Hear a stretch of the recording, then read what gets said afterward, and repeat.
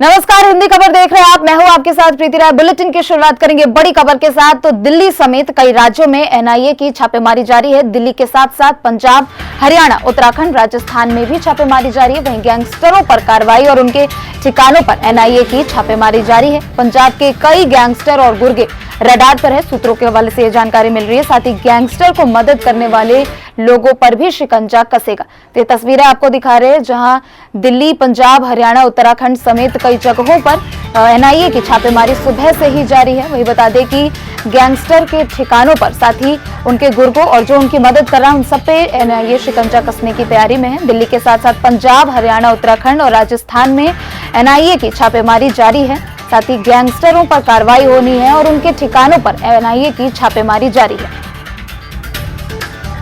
तो बड़ी खबर आपको बता रहे हैं, एनआईए की छापेमारी लगातार जारी है। पंजाब के कई गैंगस्टर और गुर्गे रडार पर आ चुके हैं। सूत्रों के हवाले से ये जानकारी मिल रही है और साथ ही जो भी गैंगस्टर को मदद करने वाले होंगे उन पे भी शिकंजा कसेगा। बड़ी खबर आपको बता रहे हैं, दिल्ली समेत कई राज्यों में एनआईए की छापेमारी जारी है। दिल्ली समेत हरियाणा, पंजाब, उत्तराखंड, राजस्थान में कई जगहों पर, कई ठिकानों पर एनआईए की छापेमारी लगातार सुबह से ही जारी है। वहीं गैंगस्टर और उनके गुर्गों के ठिकानों पर भी लगातार एनआईए की छापेमारी जारी है।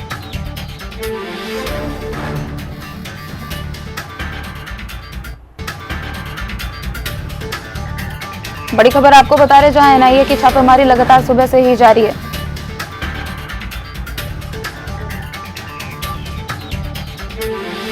दिल्ली समेत पंजाब, हरियाणा, उत्तराखंड, राजस्थान के कई ठिकानों पर सुबह से ही एनआईए की दबिश जारी है। लगातार छापेमारी हो रही है।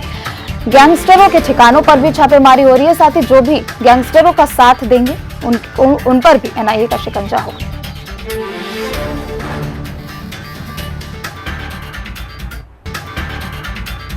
बड़ी खबर आपको बता रहे हैं, एनआईए की छापेमारी लगातार सुबह से ही जारी है।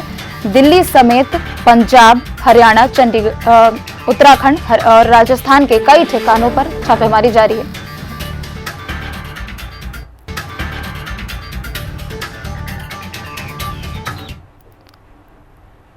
इसी खबर पर हमारे साथ ब्यूरो चीफ ऋषि राही फोन लाइन पर जुड़ चुके हैं। ऋषि, क्या कुछ जानकारी मिल पा रही है, क्योंकि सुबह से ही दिल्ली, पंजाब, हरियाणा, राजस्थान समेत 40 ठिकानों पर एनआईए की दबिश जारी है। क्या कुछ जानकारी मिल पा रही है अभी तक?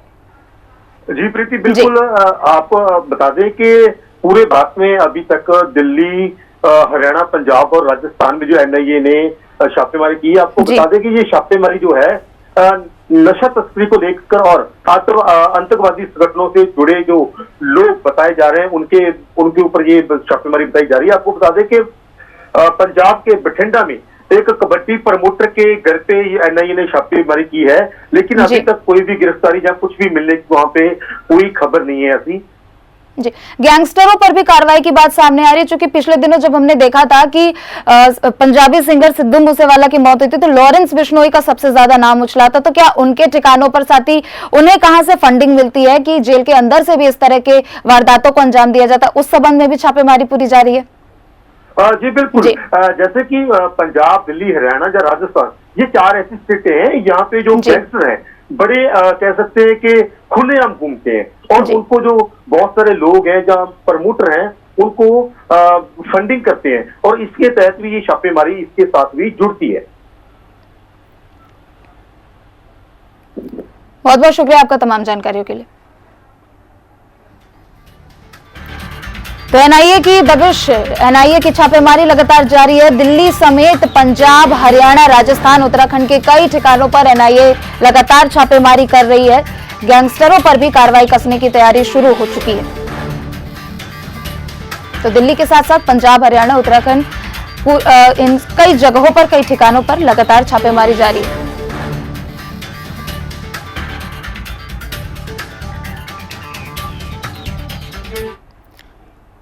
तो इसी खबर पर हमारे सहयोगी दीपक हमारे साथ जुड़ चुके हैं। दीपक, दिल्ली में भी कई जगहों पर एनआईए की छापेमारी लगातार जारी है। किन किन जगहों पर ये छापेमारी की जा रही है, क्या कुछ जानकारी निकल के सामने आ रही है?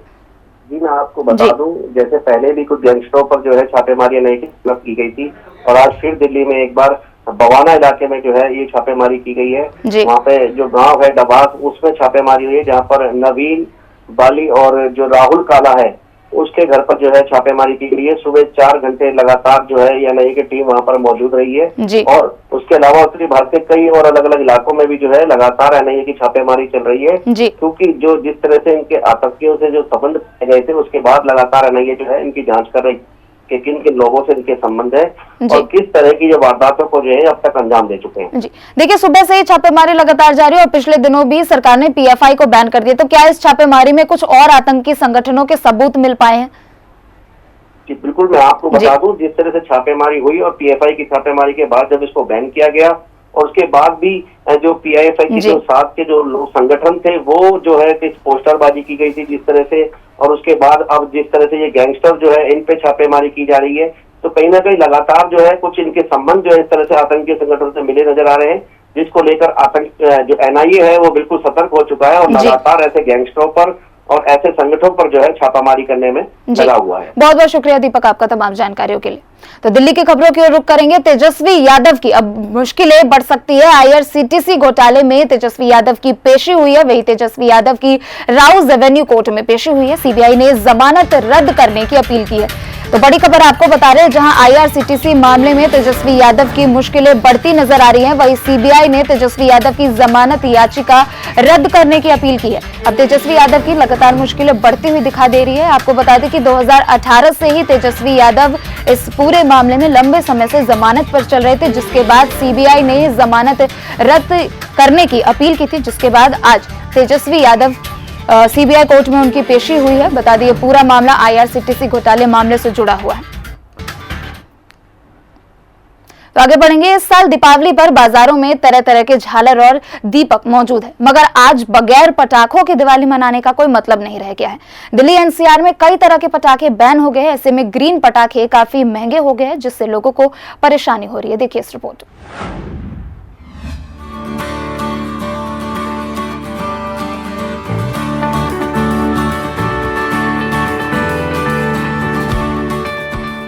दिवाली से पहले हिंदी खबर पटाखों की एक कंपनी के आउटलेट पर पहुंचा, जहां पर पटाखे खरीदने के लिए लोग लंबी लंबी कतार लगाकर खड़े दिखे। लोगों का कहना है इस बार कोरोना के डंक से कुछ हद तक छुटकारा मिलने के बाद अच्छी तरह से दिवाली मनाने का मौका मिला है, इसलिए जमकर पटाखे जलाएंगे। कुछ लोग दिवाली पर पटाखे नहीं फोड़ने का ज्ञान बांटने वालों पर बरसते भी नजर आए। कौन कौन से पटाखे आपने लिए हैं और कितना उत्साह है दिवाली को लेकर?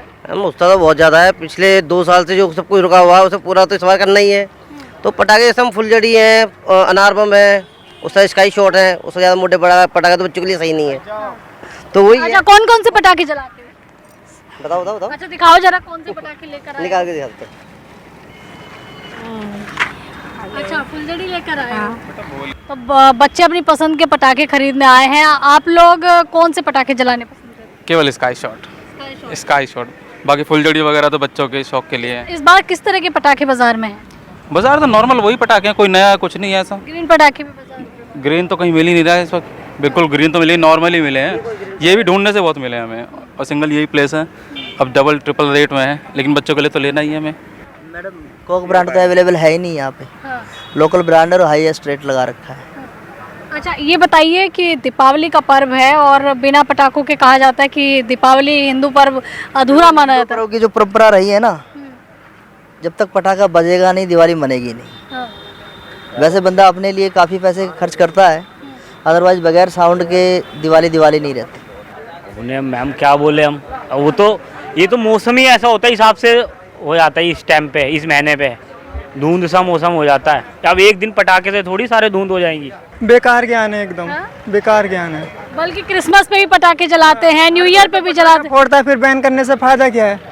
शादी में पटाखे फोड़ते हैं, न्यू ईयर में पटाखे फोड़ते हैं, फायदा क्या बैन करने से?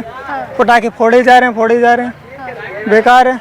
इससे बढ़िया फिर से खोल दो, सब खुशी से पटाखे फोड़ेंगे, मजा। यानी कि दीपावली का त्योहार आप भी मानते हैं बिना पटाखों के अधूरा है? हाँ, मैं तो फोड़ता हूँ, चाहे बैन हो चाहे कुछ भी हो। पटाखे बेचने वाले अनंत ट्रेडिंग कंपनी के मालिक का कहना है कि पटाखे पहले से काफी महंगे हो गए हैं, लेकिन लोग पटाखे लेने तो आ रहे हैं, लेकिन पहले जितना नहीं लेकर जा रहे। मेन तो जी चक्री अनार ही होती है। चक्री अनार है, फुलझड़ी है, सबसे ज़्यादा डिमांड इन्हीं की होती है। बच्चों की फेवरेट आइटम है। और छोटे पटाखे होते हैं, यही सबसे ज़्यादा बिकते हैं। बिक्री तो लगभग पहले से आधी है जी, बिक्री पे बहुत फ़र्क पड़ा है क्योंकि कुछ आइटम गवर्नमेंट ने बंद कर दिए, जैसे लड़ियाँ है, लड़ियों पे बैन कर दिया। लड़ी हम नहीं चला सकते हैं क्योंकि वो धुआं ज़्यादा करती थी, तो सुप्रीम कोर्ट के आदेश अनुसार लड़ियों पे बैन है, लड़ी हम नहीं चला सकते हैं किसी भी तरह की।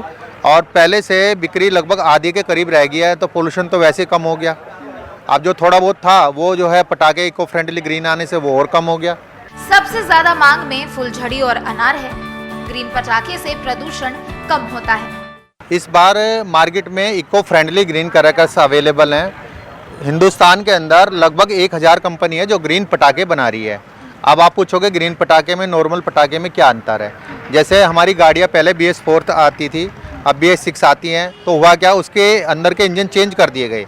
इसी तरह से जो ग्रीन पटाखे हैं उसके केमिकल कंपोजिशन चेंज कर दिए गए अंदर के, उससे जो आप पटाखे चलाओगे उससे 30 से 40% पोल्यूशन कम होगा। उसका नाम गवर्नमेंट ने रख दिया इको फ्रेंडली ग्रीन क्रैकर्स, जो कि देखने में और चलने में सेम है, लेकिन पोल्यूशन उससे 30 से 40% कम होता है। देखना है इस साल लोग किस तरह से पटाखे जलाते हैं और कितनी ग्रीन पटाखों की बिक्री होती है।